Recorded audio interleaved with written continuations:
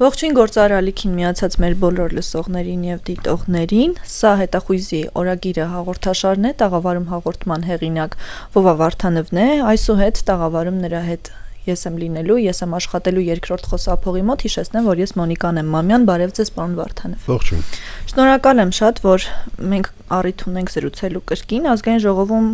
այս պահի դրությամբ քննարկվում է պարտադիր զինվորական ծառայության ժամկետների կրճատման հարցը։ Ամեն դեպքում մենք քննարկենք հետևանքները եւ սրանից բխող բոլոր զարգացումները, ինչպիսին են դրանք լինելու։ 24 ամիս հիմա դառնում է 18 ամիս։ Այո։ Ինչու էր 24 ամիս։ Նախ տրամաբանորեն հասկանանք այդ 24 ամիսները ինչով են հիմնավորված։ Եկեք մի բան հասկանանք, որ ռազմական գործին ծանոթանալու համար ամիսներ է պետք։ Շարքայինի մակարդակի վրա կամ մասնագետի շարքային զինվոր եւ մասնագետ, ասենք BTR-ի մեխանիկ վարորդ խոսքի օրինակ։ Կես տարի մոտավորապես այդ process-ը տևում է։ Դրանից հետո ինչ-որ ծառայության ժամկետ եւ գալիս է վերջի կես տարին, երբ որ զինվորականը փակում է իր պարտքերը դա կարա լինի ֆինանսական, իր հասցրած մնասի հետ կապված, դա հայկական բանակում բավականին տարածված է ու մնացել է սովետական բանակից։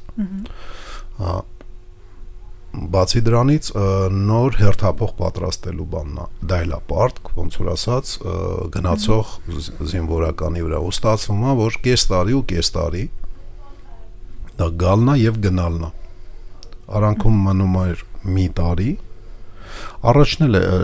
մի 25 տարի առաջ իշքան հիշում եմ 1.5 տարի էր ծառայություն, հետո դարձրեցին 2, որտեվ արդյունավետ ծառայությունը ընդամենը կես տարի էր։ Որտեվ ոնց որ ասեցի, առաջի կես տարին ընդամենը ուսումնական է, վերջի կես տարին էլի ուսումնական է, բայց փոխանցման process-ն է։ Հա, փոխանցման process էր ու ուսումնական էր նոր սերնդին, ասենք, պաշտոնը, գիտելիքները փոխանցելով։ Եվ արդյունավետ ընդամենը կես տարի էր, դա ռացիոնալ չէր, դա խելամիտ չէր։ Եվ դառավ 2 տարի։ Իհարկե, ասենք դա բան ունի, իր բացասական կողմերը ունի զինվորական ծառայությունից դուրս։ Հեսա ասեմ։ Առաջինը դա նախնական զինվորական պատրաստության շատ ցածր մակարդակներ, որը գնալով ավելի իջավ։ Ցավալի բան եմ ասում, բայց այդպես է։ Եթե թակ ու բիր կամ կներեք այդ թուրքերեն բառի համար հատուկենտ ՆԶՊ-ի դասատուներ են լինում, որոնք էնտուզիաստ են, որոնք հասկանում են ինչի մասին է խոսքը եւ սիրում են իրականում իրենց աշակերտներին եւ ուզում են իրենց անփորձանք դարձնեն կամ կենսունակության մակարդակը գոնե մի քիչ բարձրացնեն դպրոցից գնալուց առաջ, հեռանալուց առաջ։ Դա շատ չնչին թիվ է կազմում, դա սիստեմա չի։ Սիստեման այսօրով այնքան որ ՆԶՊ-ի դասերը լինեն։ Դասագրքերը բացում ես, հետ տալդ գալիս է։ Այն ինչ որ պիտի պատմության տեղը ուսումնասիրես, չգիտես խի համ պատմության դասագրքում կա, համ ՆԶՊ-ում կա, այն ինչ որ պիտի ուսումնասիրես ֆիզիկայի դասերի ժամանակ խոսքի 6-րդ դասարանում, չգիտես խի 10-րդ դասարանի ֆիզիկայում, ՆԶՊ-ում կա, ասենք, եւ այդտենց բազմաթիվ բաներ, չհաշված, ասենք, ոչ պիտանի գիտելիքներ։ Պարոն Վարդանով, ռազմամարզական կառույցների դերը կարող է այս ֆոնի վրա ավելի գնահատվել ու բարձրանալ։ Այո, երբ որ ՆԶՊ-ն իր ֆունկցիաները բավարար չի կատարում կամ նույնիսկ եթե բավարար չէ, այլ հիանալի կատարում է, բայց արտաքին վտանգները այնքան շատ են, որ հասարակական պահանջա ձևավորվել ավելի լավ զինվորական ծառայությանը, ասենք, պատրաստել ավելի լավ զինվորական գործին ծանոթացնել երիտասարդներին ու դպրոցի ժամերը ուղղակի չեն հերիքում, այդ ժամանակ հասարակության նախաձեռնությամբ ստեղծվում են հասարակական կազմակերպություններ եւ ինչի՞ չէ նաեւ բիզնես կառույցներ, որոնք որ այդ բացը լրացնում են պահանջարկի եւ առաջարկի արանքի այդ բացը լրացնում են, բայց հիմա մենք կրճատում ենք զինվորական ծառայությունը ՆԶՊ-ի մակարդակը չբարձրացնելով։ ՆԶՊ-ն թույլ էր տալի, որ ոչ թե կես տարի լիներ, եթե լավ մակարդակ լինի ՆԶՊ-ի, ոչ թե կես տարի լինի, անարդյունավետ առաջի կես տարին, այլ առաջի 2 ամիսը լինի, առաջի մի ամիսը լինի, ոչ արդյունավետ կիրառելիության տեսակետից, ասենք զինվորի կոպիտ անջում, բայց զինվորի օգտագործելու տեսակետից։ Այդ ՆԶՊ-ն, այդ հատվածը, ոնց որ ասած, կարար փակեր։ Ցավալի է, մենք այդ փակող բանը չունենք, բայց զինվորական ծառայությունը կրճատում ենք։ Հիմա գանք այս կողմ։ Քանի որ ասենք զինվորական ծառայությունը նորմալ չէ, լավ մակարդակի վրա առաջի կես տարում անգամ չեն սովորացնում զինծառայողին, խնդիրը առաջանում մասնագիտության եւ պաշտոնի փոխանցման։ Եթե այս առաջի կես տարին 100%-ով աշխատեր կամ 100%-ին մոտ տոկոսներով աշխատեր, պաշտոնի փոխանցման կամ գույքի, տեխնիկայի, զենքի փոխանցում ոչ թե փաստացի, այլ վсё արդեն դու ես պատասխանատու, այլ նաև սովորացնելու բանը process-ը չէր լինի, ընդհանրապես ասենք այս մարդը կասեր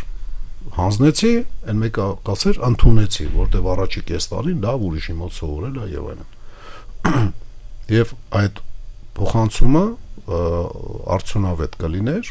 շատ կարճ ժամանակում, խոսքի 1 ամսում, 2 ամսում, այլ ոչ թե վերջի կես տարին։ Ու կստացվեր, որ կոմոդ ՆԶՊ-ն լավն է 2 ամիս, բանակի մեջ ներգրավման, ներդաշնակման process-ն է այդում, եւ փոխանցման, պաշտոնի փոխանցման process-ը, ասենք, ընդհանրապես 1-2 ամիս է քեզանից խլում։ Եվ այդ 18 ամս, եթե 4-ը հանում ես, 1 տարուց անգամ ավելի շատ է ստացվում արդյունավետ զինվորի ռեսուրսի օգտագործումը։ Բայց չկա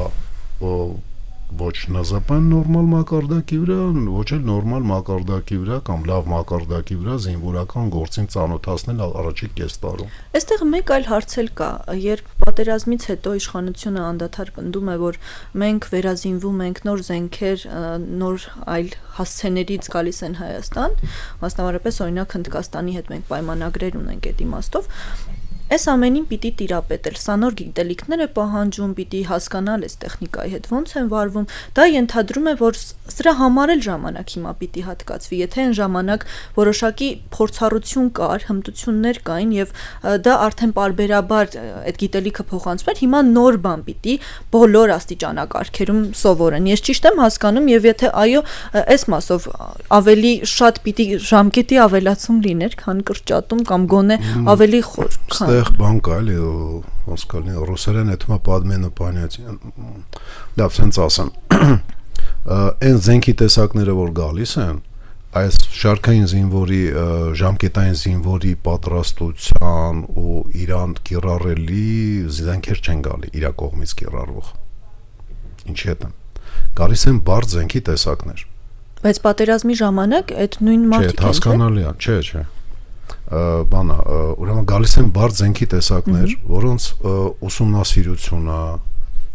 եւ կիրառելիությունը ավելի երկար ժամանակ է պահանջվում։ Դա ավելի շատ պայմանագրային զինվորականների գործ է։ Բայց այդ զենքի տեսակները ասենք թե էլի, ասենք նայեք սենց մենք ամենակիչը 250 միավոր թնդանոթով թուլացած ենք 20 թվի սեպտեմբերի սկզբից առեսօր։ Թուլացած ենք խոցվելա կամ մնացելա Թուրքին 20 թվականին, 23 թվականին թե Թուրքին, թե Ռուսաստանը գնացել, էլի մեր ձեռից գնացել է։ Դե կարևորը մերը չի։ 250 միավորով պակասել է։ Այդ 250 միավորը սպասարկում էին ավակ բանը չհաշված եւ սպաներին չհաշված մոտավորապես 1000 զինվոր ժամկետային 4 հոգի ամեն թնդանոթային համակարգի վրա եմ հաշվում 1000 հոգի այդ 1000 հոգին հիմա պետք չի այն զենքի քանակի վրա որը որ հնդկական լրատվամիջոցներով ասենք քանակները գրված է եւ այն ինչ որ ֆրանսիական լրատվամիջոցներում գրված էր որ ասենք ֆրանսիական զենքի տեսակներ ա գալ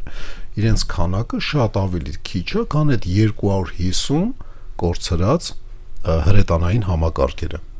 Բայց արդյունավետության իմաստով Արդյունավետությունը կարող ավելի բարձր է, բայց բանա թնդանոթային բանը, այդ պատնեշը այս քիչ քանակով չես կարող ապահովես։ Դու կարաս ավելի կետային խոցես, բայց այն պատնեշը, որը քանակ է ուզում, դու չես կարողանում ապահովել։ հատկապես այն դեպքում, երբ մենք Ադրբեջանի հետ ունենք սահմանների երկարում, չէ, 100 կիլոմետր կարծես թե ավելացել է։ Այո, միգուցե ավելի ճիշտ լուծում է, որ կետային հրետանային համակարգեր լինի, որ կետային կաշխատի, բայց պիտի հասկանանք, որ մենք արմանյակ հետախույզներ չունենք, մենք չունենք այն ավիացիան, որը որ կստիպի թուրքական ավիացիային հեռանա եւ օդում մեր իշխանությունը կլինի եւ օդում եթե դու չունես իշխանություն, դու չունես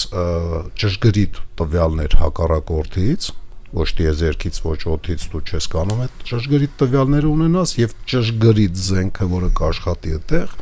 դու չես կարող, ասենք, կիրառել։ Ու ճշգրիտ զենքը ստիպված օգտագործելու ես ոնց որ օգտագործվում էր, ասենք 20 թվականին մոտավորապես այնտեղ, որտեղ ինքը կդներ իր թնդանոթը, չունենալով հետախուզական տվյալ,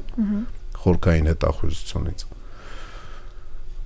Մոտավորապես խփում էր այնտեղ, որտեղ կարար գտնվեր հակառակորդի հրետանին, ասենք,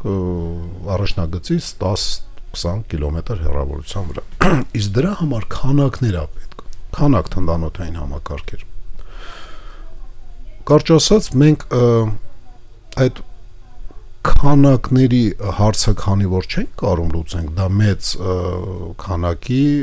թնդանոթներ են եւ իրենց հետ մեծ քանակի արկեր են։ Մենք ճշգրիտ զենքին ենք եթում եւ դա ճիշտ լուծում է, բայց առանց հետախուզություն ինքը կրկին անիմաստ է։ Մասնակի իմաստավոր է մնում, ասենց ասեմ։ Մասնակի, որովհետև դու չունես իրեն, այ ոնց որ Իսկանդերը OTRK էր, ինքը օպերատիվ տակտիկ, օպերատիվ մարտավարական հրթիռի տեսակը, որը խոցում էր մինչև մի քանի 100 կիլոմետր։ Եթե դու ունդ ճշգրիտ թիրախ չունես, ճշտ տված, այսինչ հատվածում գտնված, դու ինչ ես անում, անտառին ես խփում, մոտավորապես, ու իսկ քո էպիկենտրոնում պայթյունի երկու հատ էշ քշող բարձած, ասենք, ականանետով զինվորականա, թե շտաբնա, դու չգիտես, այ շատ մոտ է, էլի, ասենք, այդ ամեն ինչը։ Հիմա եթե վերադառնանք բանին, մենք հրետանավորներ, որոնք որ ունեինք ժամկետային զինծառայող 1000 հոգի, այդ 250-ը կորցրածը սպասարկելու, չասեմ քանիսն ունենք հիմա բան էդի, թող մնա, ասենք, գաղտնիության շղարշով ծածկած, չնայած գաղտնիք չի, բայց ես չբարձրաձայն եմ համենայն դեպս։ Ուրեմն այդ 1000 հոգում փոխարինելու է մոտավորապես 40 հոգու 40 միավոր ֆրանսիացիների հայտարարած ցեզերը, ելի եմ ասում ֆրանսիական լրատվամիջոցներից եւ իրենց կառավարությունից հայտարարած 4 անգամ 4 անում է 160 եւ հնդիկների հայտարարած ինչքան հիշում եմ 120 միավոր էր թե ինչ էր, վերցնենք 200 լավ, այս 200-ին 4 անգամ անում է 800 եւ ստեղ 100 քանիս անում է 900 քանիս։ Մի քանի տասնյակով պակասեց քո արձելերիստների թիվը։ Չէ՞, մի քանի ու այդ պակասացնել դու ժամկետային զինծառայող չես վերցնում, որովհետեւ ստե ավելի երկար ուսումնասիրություններ է պետք, ասենք, ուսման process է պետք, որ դու կարողանաս ճշգրիտ զենքը օգտագործես։ Դե իշխանությունը կարծես թե պատերազմի չի պատրաստվում, այլ խաղաղության է պատրաստվում եւ այս տրամաբանության մեջ այն սխալ մոտեցում է, իրանց հայտարարություններին նայել պետք չի ու թուրքերը ճիշտ են անում, որ ասենք հայտարարություններին չեն նայում, նայեք, ասենք, ինչքան գումար է ծախսվում զենքի վրա։ Դա ասվում է, որ ասվի։ Իրականում թուրքերը այդ կուտը չեն ուտում, այդ ասելու մենք խի պետք է ուտենք։ Զենքի տեսակները, որը որ բավականին մեծ զենքի տեսակներ, համենայն դեպս գումարային մեծ արժեք ունեցող, որ մենք ծախսում ենք, հետնել պարտքերի մեջ թաղվելով, կրկնակի ասենք, իշխանության ինչ եկել են այսօրվա իշխող ուժը, կրկնակի մեր պարտքերը արտաքին աճել է ու մոտավորապես մի այդքան էլ ասենք զենք ենք ձեռք բերում այդ ոնց ենք չենք պատրաստվում եթե այդքան գումար ենք ծախսում զենքի ու զինամթերքի սպառազինության վրա ուրեմն պատրաստվում ենք sense tenants պիտի կատարյալ էշելնես որ բանա ոչ թե միայն բանա խոսած ու ոչ մի բան չանես բանա պաշտպանությունից իրականում դու ինչ ուզում ես խոսա բայց պաշտպանական գործը պիտի անես ինչ ուզում ես խոսա ուզում ես չգիտեմ պարկի պոլին ասա ես ինչ ուզում եք ինձ արեք բան ուզում ես ասա ես խաղաղության աղավնի եմ ու բալկոնից թռի թևերը թափ տալով բան դիսախ կապ չունի իրական գետնի վրա հողի վրա քայլերն է կարևոր իր հողի վրա քայլերը դա 30 քանի հատ համարյա 40 հատ ցեզար հրետանու համակարգերն է դա այն հնդկական ասենք լրատվամիջոցներում տպված զենքի ցանկն է то есть մենք քիչ թե շատ պատրաստվում ենք բանա պաշտպանական մարտերի համոզված եմ որ այո որտեվ հարցակողական մարտերի համար մենք բավարար ռեսուրսներ չենք ձևավորել եւ չենք կուտակել եւ պաշտպանական մարտերի համար պատրաստվելն էլ մեկ այլի մարտերի պատրաստվել է նշանակում բայց այս 24 ամիս ծառայությունը 18 ամսով փոխարինելը ես այտենց լոգիկա մեջը վերջը չտեսա չկա տրամաբանություն որ իմ համար հասկանալի լինի էլ չեմ ասում ընդունելի հասկանալի տրամաբանություն չտեսա մաթեմատիկական ինչ-որ հաշվարկներ են անում որը որ ես քանի որ դպրոցում սովորել եմ բացի տառաճանաչությունից նաև ասենք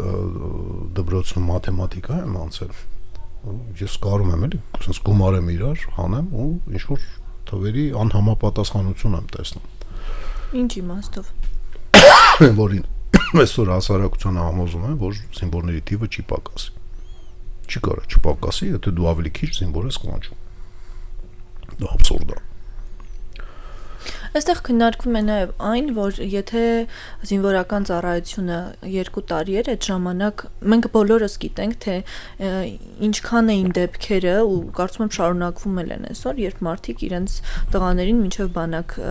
զորակոչվելը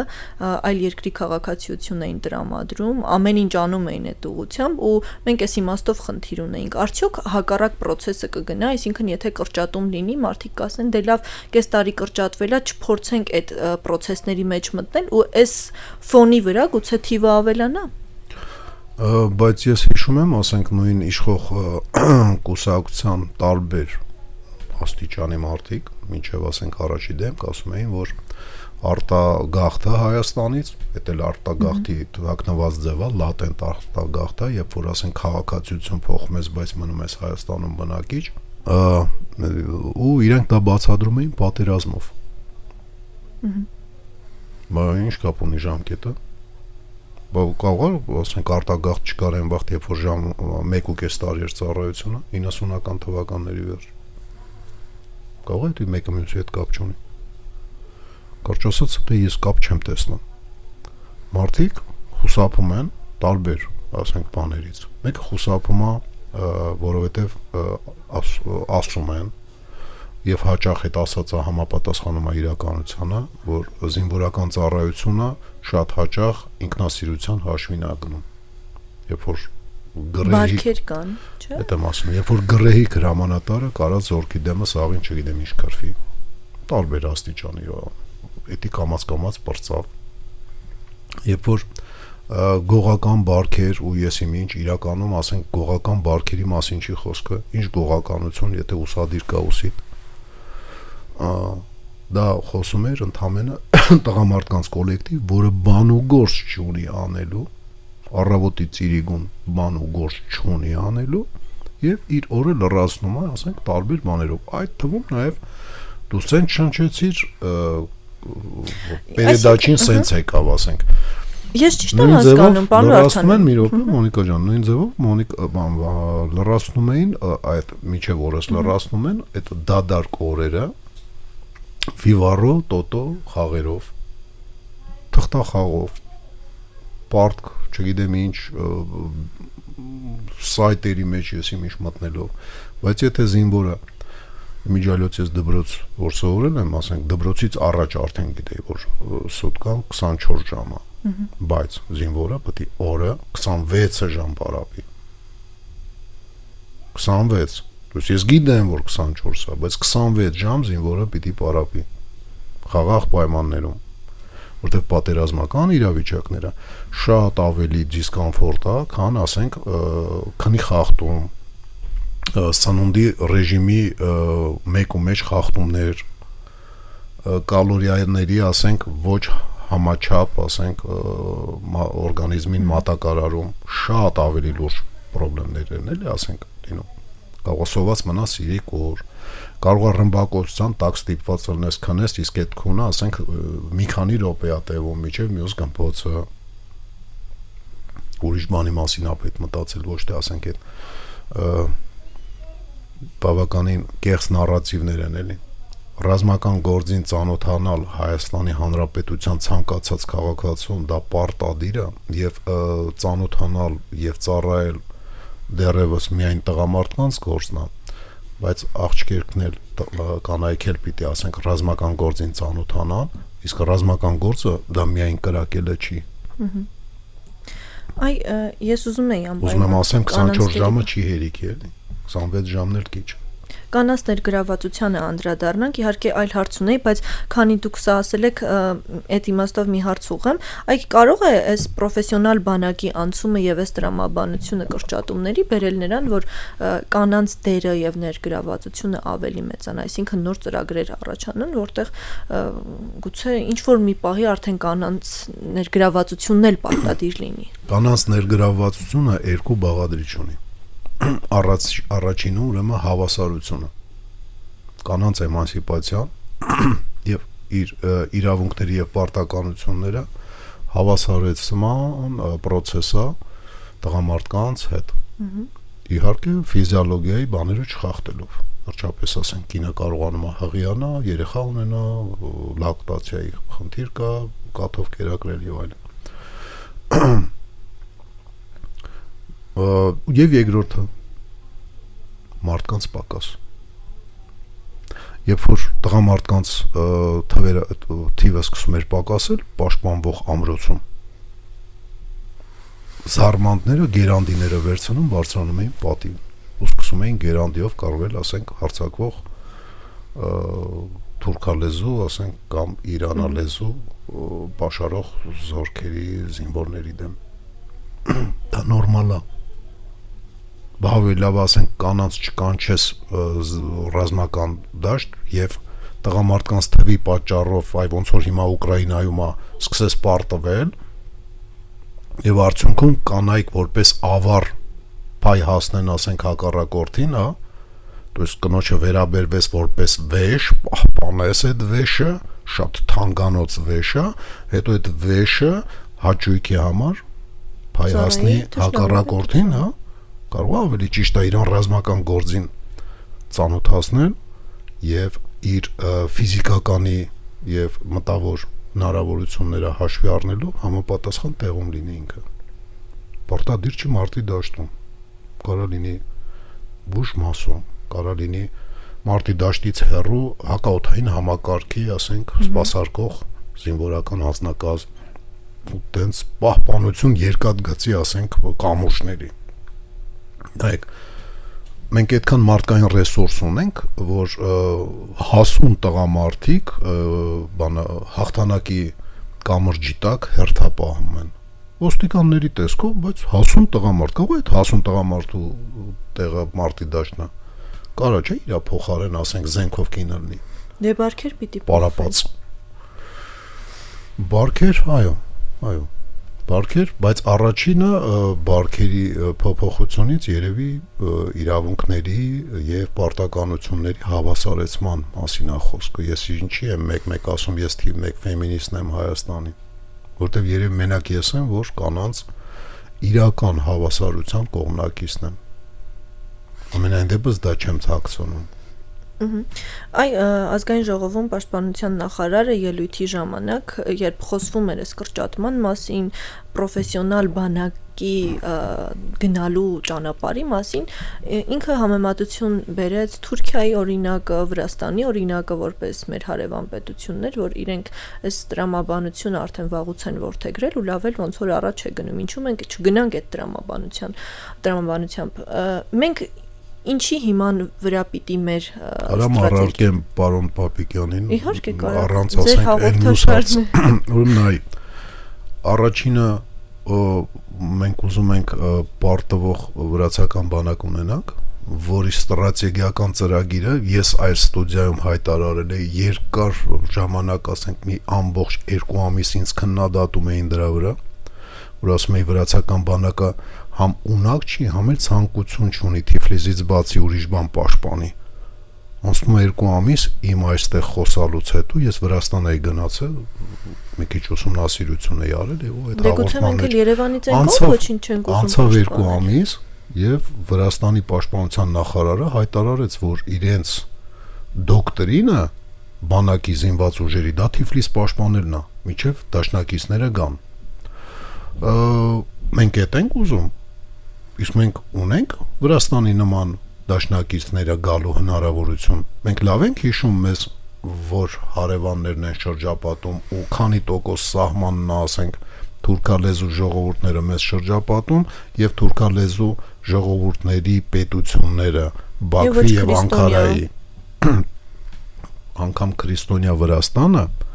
երբ որ մտածում ես ասենք որ այնտեղ քրիստոնեական Վրաստանա Բոլչի ինքը խոչընդոտները անում օրենքով, եսիմ ինչով, մեր սահմանի վրա ապրում են 500,000 թուրքալեզու ցեղեր, Բորչալու թուրքեր։ 500,000 հայերը շատ ավելի քիչ են, մի փոքրիկ անկյուն Ջավախքում են ապրում, շատ փոքրիկ։ Նույնը Իրան։ Իրանը հեչ թուրքալեզու պետություն չի,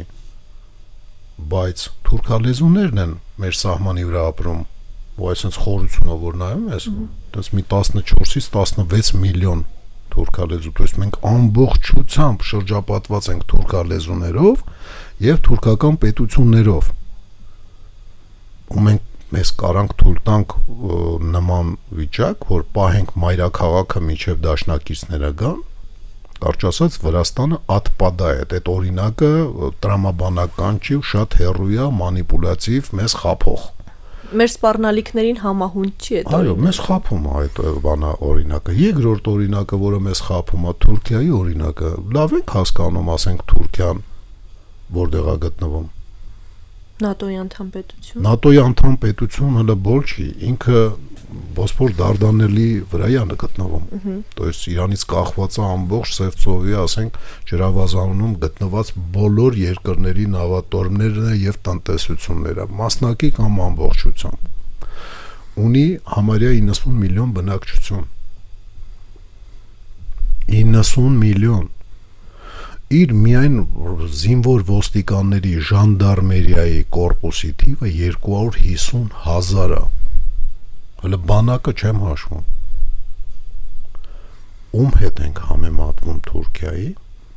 կարող է ավելի խելամիտ կլինի համեմատվել ստեղից մի քիչ ավելի հեռու գտնված երկրների հետ, ասենք Ֆինլանդիայի հետ, ում վտանգները այդքան էգզիստենցիալ չեն, ցեղասպանություն իրան չի սպառնում ու երբեք չի եղել ոչ 19-րդ դարի սկզբում, երբ որ Ռուսաստանը գրավում էր, ոչ 20-րդ դարի սկզբում, երբ որ իրար հետ մի քիչ պատերազմեցին, ոչ 20-րդ դարի մեջտեղ, երբ որ պատերազմ բացահայտ 2 անգամ իրար հետ ունեցան։ Չկա էգզիստենցիալ վտանգ, բայց Ֆինլանդիայի հետ համեմատել կարելի է, որտեվ 3.5 միլիոնանոց Ֆինլանդիան կռվեց 180 միլիոն Սովետ միության դեմ, հաղթեց ոչ, բայց այնքան թանկ վաճառեց մասնակի հաղթանակը ռուսական սովետական բանակին, այնքան թանկ վաճառեց, որ զարմանալի բարիություն դրսևորեց Ստալինը, երբ որ ընդհանրապես Վիբուրգի հատվածը ուզեց։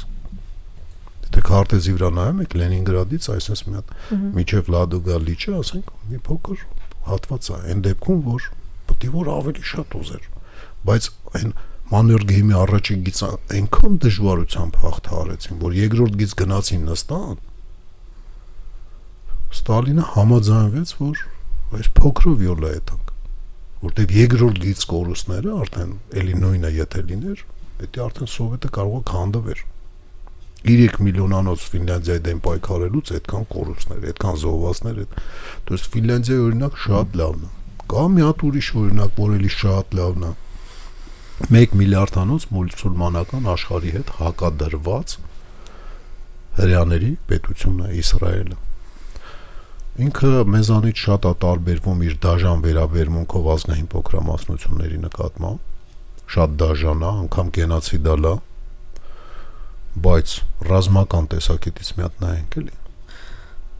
Այսօրով սեփական շահերի իմաստով բավականին արդյունավետ են։ Ինքը սկսել է 400,000-ով, քանի որ մշտական հաղթանակներ ունի մի փոքրիկ պարտություն 2006 թվականին, որը չի էլ ընդունում, որ դա պարտություն է, ինքը անգամ պատերազմ չէր անվանում այդ որ պարտությունը չգրանցեր։ Ուրեմն մշտապես հաղթանակող հիմա իրանց բնակչությունը կարծեմ համարյա 9 միլիոն է, որից 6 ու քանիսը համարյա 7-ը հրեաներ են։ Փաստորեն 7 միլիոնանոց հրեա ժողովուրդը ապրող Իսրայելում 1 միլիարդ մուսուլմանական աշխարհի դեմ է կանգնած։ Կարող է իրանց հետ պետք է ավելի շատ համեմատվել։ Իսկ Իսրայելի բանակը բավականին լուրջ ժամկետներ ունի զինվորական ծառայության։ Հակառակ ինքը շատացնում է։ Իր զինվորական ծառայությունը 4 թե 5 տարի է, որից դադարներ չկան, չէ՞, այնտեղ միշտ պատրաստության փուլեր են։ Որից երկուսը բանա ժամկետային ծառայություն է, մնացածը ամիս բաժանված, ասենք, ռեզերվում ծառայության վրա։ Կարանք համեմատվենք, ասենք, Շվեյցարիայի հետ, դա ավելի խելամիտ կլինի, որովհետև Շվեյցարիան լինելով այն վիճակում, որ հիմա ասենց ամբողջությամբ բարեկամներով է շրջապատված, ժամանակ ա եղել ամբողջությամբ մարդակերներով էր շրջապատված։ Իտալիան դու չէ, ֆաշիստական, ասենք, Իտալիան, Ավստրիան, Գերմանիան իրար հետ անշլուս արեցին, միավորվեցին, զավթեց Ավստրիան, Գերմանիան, ուրեմն նացիստական Գերմանիան, ֆյուրեր Ադոլֆ Հիտլեր եւ վիշիստական պարտված Ֆրանսիան, որը անցավ նացիզմի, ասենք, գիրկը Մարշալ Պետենի, ասենք, գլխավորությամբ ամբողջությամբ 360 աստիճան շրջապատված էր նացիստական եւ ֆաշիստական պետություններով։ Կարող է իր հետ է պետք համատվել։ Ինչի ես զարմանում եմ, ինքը ինչի մեզ չհամատեց Միացյալ Ամերիկայի Նահանգների հետ։ Լուրջ զարմանում եմ, էլի։ Նույն հաջողությամբ էլի կարելի էր անել։ Միգուցե համեմատվում են այլ մակարդակներով։ Звездные войны-ների, ասենք, բանա Աստղային Ֆեդերացիայի հետ։ Ինչի՞ չէ որ դրանց բանակը ավելի բան էր։ Հետո մի բան էլ ասեմ, էլի, այդ պրոֆեսիոնալ։ Դե լավ է իհարկե, որ այդպիսի ձգտումներ ունեն։ Շատ լավ է, ասենք, բայց Վրաստանին ձգտել պետք չի, ոնց որ սկզբից ասացի, Թուրքիայի պես ձգտում ունենալ, այո, ինչի՞ չէ։ Օրերից մի օր բանա Եթանք պոլիսը վերցնենք ու կեսով ասիական մասը մեզ, եվրոպական մասը հույներին զիջենք։ Մեր դաշնակիցներն են գոնե բան հոգևոր եւ մտավոր։ Պրոֆեսիոնալ բանակի մասով եմ ուզում ասել։ Պրոֆեսիոնալ բանակը դա խաբկանք է։ Դա մանիպուլյացիա է, դա մեզ հարիվ ցնելու, հիմարի տեղ դնելու ձև է։ Պրոֆեսիոնալ բանակը, երբ որ թարգմանում ես հայերեն, կոչվում է արհեստավարժ։ Ով արհեստավարժ, ով երկար է աշխատում կամ ծառայում, թե այն ով որ սովորում է աշխատել կամ ծառայել, լավ է սովորում ու ոչ մեկին չի զիջում իր արհեստավարժությամբ, որ մեկն է ավելի արհեստավարժ։ Եվ երևի սովորողը, պարապողը։ Ժամկետային զինվորականները ծեծել են վիետնամական բանակը, մշտապես ոչ մի մարդ չկա, որտեղ Միացյալ Ամերիկայի Նահանգները պարտվել են Վիետնամին մարտի դաշտում։ Չկա այդպես բան, ժամկետային զինվորականներով։ Պարտվել են քաղաքական բանում։ Պարտվել են պատերազմում, բայց մարտերում միշտ կրել են 18-ից 20 տարեկան երիտասարդները, որոնք կես տարի նորմալ նեգրի պես պախատ են արել քթներից ու մնացած անցքներից արուն ու քրդինք թափելով եկել են պատրաստի զինվոր մարտի դաշտ եկել հասել են պատրաստված արհեստավարժ կամ լավ ուսում ստացած զինվորական որպես հիմա գանք մի քիչ այն կողմ մեզ ավելի ծանոթ ու հարազատ ժամանակին սովետական միություն Աֆղանստան 2 օրում գրավվեց Աֆղանստանի գլխավոր ասենք բնակավայրերը եւ մնա երևի մի 4-5 օր մի շաբաթվա մեջ ամբողջ Աֆղանստանը սովետական միությունում չկար ընդհանրապես զորամասեր որտեղ պայմանագրային զինվորականներով էր ասենք կոմպլեկտավորված միայն ժամկետային զինծառայողներով էր կոմպլեկտավորվում ցանկացած ստորաբաժանում որտեղ կային այսպես ասած սվերխսրոշնիկներ պայմանագրայիններ որոնց թիվը երբեք տոկոսների չի հասել то есть ժամկետային զինծառայողներով գրավեց Աֆղանստանը սովետական միությունը 9 տարի պահեց իր իշխանության տակ ոչ մի մարտում չպարտվեց պատերազմում եւ քաղաքական դաշտում դիվանագիտության մեջ 18-ից 20 տարեկան արհեստավարժ պրոֆեսիոնալ տղաներն էին հաղթում մշտապես մարտերում թե Վիետնամում թե Աֆղանստանում հիմա գանք տալիբներին արդեն պրոֆեսիոնալ կոչված իրականում ասենք պայմանագրային զինված ուժերը ամերիկյան խայտարակ հեռացան Աֆղանստանից խայտարակ ձևով ով էր իրենց դեմ պայքարում արհեստավարժ տապճկեքով տալիբան դամաշնիկներով չստիկներով մասիկներով արհեստավարժ Երբ որ ասում էին թալիբները երեխեքին ես իմ դպրոցից մանկապարտեզից հանում էին զենք տալիս էին ձեռ սուտա Տալիբանը ընդհանրապես գիտեք ոնց է ստեղծվել Տալիբանը ստեղծվել է փախստականների ճամբարներում ուսումնական կենտրոններում իսկ ինչ էին ուսումնասիրում այդ ուսումնական կենտրոններում ռազմական գործ մինչև Տալիբը նորմալ չպարապացներ իր շարքային ռեկրուտինգ եղած ասենք զինվորականին դա լիներ նվիրյալ թալիբ թե ասենք ինչ որ բանի դիմաց էր եկել ծառայելու թե ինչ կապ չունի միջև նորմալ չպարապացներ մարտի դաշտ չէր հանում առեսօր այդպես է համարյա սաղ դպրոցները փակել են ասենք աղջիկերքի կարծեմ մի հատ ուսումնական բանա կենտրոնա մնացել բժշկության հետ կապված որտեղ աղջիկերքը բժշկություն են գոնե մի քիչ սովորում, որտեվ բժշկելուց կանանց իրավունք չունի տղամարդը կնոջը կպնելու Աֆղանստանում։ Կարծեմ մենակ է դա մնացել, նույնիսկ հասարակ տարական դասարանները, կարծեմ սա աղջիկեկինը փակել են, բայց զինվորական գործը եթե նորմալ չեն ուսումնասիրում, նորմալ չեն զինվորագրում, ասենք, վերջնական ինչ-որ զորամասին չեն կցում, ոչ ոքի, չկա տենց բան, որտև թալիբը իր մարդկային կադրերով, իր գաղափարախոսության համապատասխան, չսիրելով ոչ թալիբան շարժման մարդկանց, նույնիսկ իրանց կյանքը երևի 2 կոպեկ չգնահատելով, եւ ինչ-որ կոպեկներ գնահատելով կանանց կյանքը, բայց զինվորի կյանքը, մյուրիդի կյանքը ուսանողի թալիբի կյանքը իրենք գնահատում են դողում են այդ կյանքի վրա դրա համար պարապացնում են արհեստավարժ են դարձնում նոր զինվորակացում են ասենք ինչ որ զորամասին կարճ ասած պրոֆեսիոնալը դա միֆ է